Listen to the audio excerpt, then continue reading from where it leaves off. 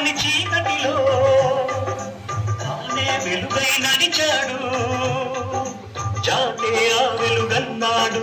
జాతి పిత జాతి పిత దిక్కులు తెలియని సమయంలో తానే దిక్కుగా నిలిచాడు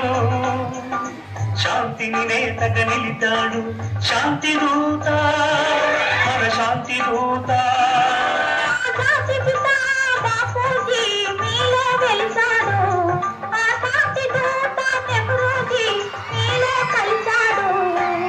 ఎందరికో